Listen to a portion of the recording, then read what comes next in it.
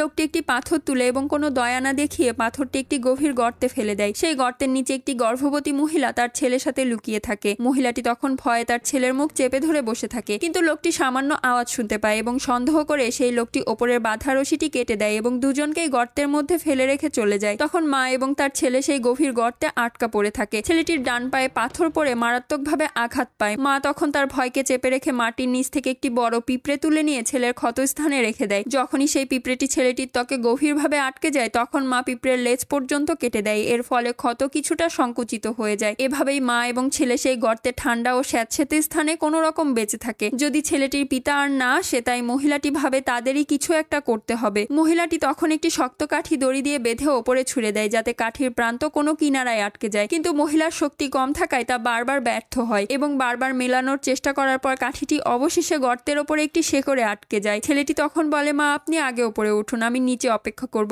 মহিলাটি তখন ধীরে ধীরে ওপরে উঠতে শুরু করে, কিন্তু অর্ধেক পথেই ক্লান্ত হয়ে পড়ে। ওপরের কাঠি খুলে যায় এবং মহিলাটি কিছু করার আগেই তা পড়ে যায়। মহিলা তখন নিজেও গর্তে পড়ে যায় এবং গুরুতর আঘাত পায়। তবুও মহিলাটি নিজেকে সামলায় যাতে তার পেটের ভেতরে থাকা সন্তান নিরাপদে থাকে। ঠিক তখনই হঠাৎ তীব্র বৃষ্টি শুরু হয়। গর্তে তখন পানি জমতে থাকে, কিন্তু মহিলাটি তার ছেলেকে ওপরে নিয়ে যেতে চেষ্টা করে কিন্তু নিজেও পানিতে ভিজতে থাকে এবং বেশি সময় পানিতে থাকার ফলে মেয়েটির পেটে ব্যথা শুরু হয়ে যায়। তখনও বৃষ্টি থামে না এবং পানির স্তর বাড়তেই থাকে। মহিলাটি তার ছেলেকে কাঁধে বসিয়ে নিজে পানিতে ডুবে যায় এবং শ্বাস বন্ধ করে পানির মধ্যে দাঁড়িয়ে থাকে। তখনই মহিলাটি তার পায়ের নিচে একটি বড় পাথর পায় এবং মহিলাটি কোনোভাবে আবার একটু উপরে আসে, কিন্তু ঠিক তখন মহিলাটির পেটের সন্তান জন্ম নেওয়ার সময় হয়ে এসে যায়। মহিলাটি গভীর এক শ্বাস নিয়ে একটি কোণে গিয়ে দাঁড়ায় এবং পাথর ধরে নিজেই জন্ম দেওয়ার চেষ্টা করে। অনেক কষ্টের পর তার সন্তান জন্ম নেয় এবং শিশুর কান্নার শব্দ শোনা যায়, কিন্তু মহিলার কাছে থামার সময় নেই কারণ বিপদ এখনো শেষ হয়নি। এদিকে মহিলাটির স্বামী, যার জন্য মহিলাটি অপেক্ষা করছে, লোকটি নিজেও তার জীবনের যুদ্ধ নিয়ে লড়াই করছে। লোকটি জঙ্গলে আদিবাসীদের হাত থেকে পালিয়ে যায়। তখন লোকটি একটি জলপ্রপাতের কিনারায় পৌঁছে আর কোনো রাস্তা খুঁজে না পেয়ে নিচে লাফ দেয়। তখন বেশিরভাগ আদিবাসী নেতা মনে করে লোকটি মারা গেছে, কিন্তু লোকটি তখনও বেঁচে আছে এবং লোকটি নদী থেকে বেরিয়ে শত্রুদের সাথে লড়াই করার কথা বলে। তখন আদিবাসী নেতা রেগে গিয়ে নিজেই ঝর্ণায় ঝাঁপিয়ে পড়ে। তাদের মধ্যে অনেকেই তখন মারা যায়, কিন্তু কিছু লোক বেঁচে যায়। লোকটি আবার পালিয়ে যায়, কিন্তু লোকটি একটি কাদার মধ্যে পড়ে যায়। তখন এক টুকরো লতাপাতা ধরে লোকটি কোনোভাবে বাইরে বেরিয়ে আসে। কিছু দূর যেতেই লোকটির সামনে একটি মৌমাছির দল এসে পড়ে। লোকটি সেই মৌমাছি ব্যবহার করে এবং পেছনে তাড়া করা আদিবাসীদের ওপর ছেড়ে দেয়। মৌমাছিরা তখন আদিবাসীদের কামড়াতে শুরু করে এবং লোকটি পালিয়ে যায়। তারপর লোকটি বেলগাছের কাঁটা নিয়ে বিষাক্ত ব্যাঙের শরীরে গেঁথে দেয় এবং সেটিকে